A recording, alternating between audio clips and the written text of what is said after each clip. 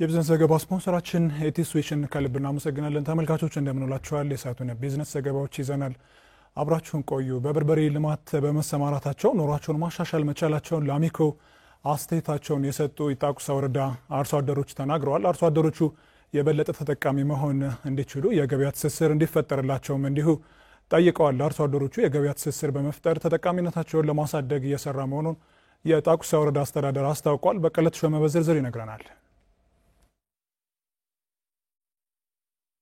በማዕከላዊ ጎንደር ዞን የጣቁሳ ወረዳ በ2017-18 የመኸር ወቅት 39 ሄክታር መሬቱ በሰብል ተሸፍኗል። ከዚህ ውስጥ ከ8 ሄክታር በላይ የሚሆነው መሬት ለበርበሬ ልማት ውሏል። የወረዳው አርሶ አደሮች በየጊዜው የበርበሬ ልማት ስራቸውን አጠናክረው መቀጠላቸውን ለአሚኮ አስተያየታቸውን ሰጥተዋል። በበርበሬ ልማት በመሰማራታቸው ደግሞ በኑሯቸው መሻሻል መቻላቸውን ገልጸዋል። ካሁን ቀደም አንድ ቃዳ፣ 2 ቃዳ፣ 3 ቃዳ ሲተክል ነበረ። ከ10 ኩንታል እስከ 5 ከ6 ከ7 ኩንታል እናገኛለን። መሞጠሪያም የለውም ነበረ። ያንን ሽጬ የከተማ ቦታ ገብቼ የመኖሪያ ቤት አንድ የመካዚን አንድ 9 ደጃፍ ዶርም ሰርቼ ይገኛል። ደርጂ ከተማ ላይ በርበሬ ከተከልነ በኋላ የኛ ሀገር አርሶ አደር በግጥ ተቀየረ ነው። እኔ ራሴን ተቀየረ ያለው ብዙ ነገር አይቻለሁ።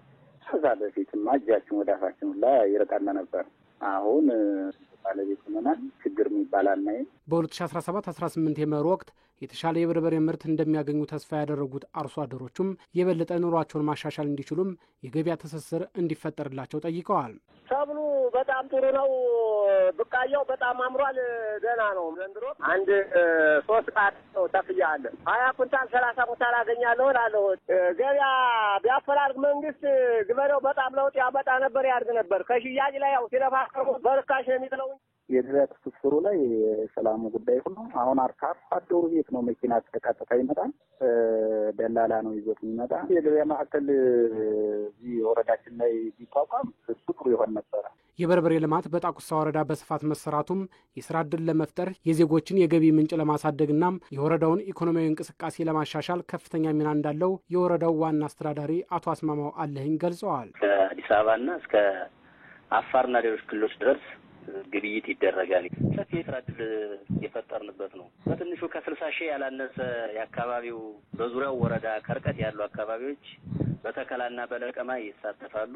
በቀን የሚከፈላቸውም ከፍ ያለ ብር ነው። እስከ 1000 እስከ 1300 ብር ይከፈላቸዋል። በዚህ በኩልም የስራ ዕድል እየፈጠርንበት ነው። ምንም ወቅታዊ ቢሆንም አርሶ አደሩ ኑሯቸው ከመጀመሪያ ከነበራቸው ኑሮ የተሻሻለ ቤት በማዘጋጀት የተሻለ ቤት በመገንባት ከነበረው ኢኮኖሚያቸውን ከፍ አድርገው የኑሮ ደረጃቸውን ያሻሻሉ አርሶ አደሮች አሉ። የበርበሬ ምርትን ለመጨመር ሰው ሰራሽና ተፈጥሯዊ ማዳበሪያን እንዲሁም ምርጥ ዘር በስፋት ስራ ላይ እንዲውል እየተደረገ ነው ያሉት ዋና አስተዳዳሪውም አርሶ አደሩን የበለጠ ተጠቃሚ ለማድረግም የገበያ ትስስር እንዲፈጠርላቸው እየሰሩ ነው። እንደተባለው ደላላ አለ።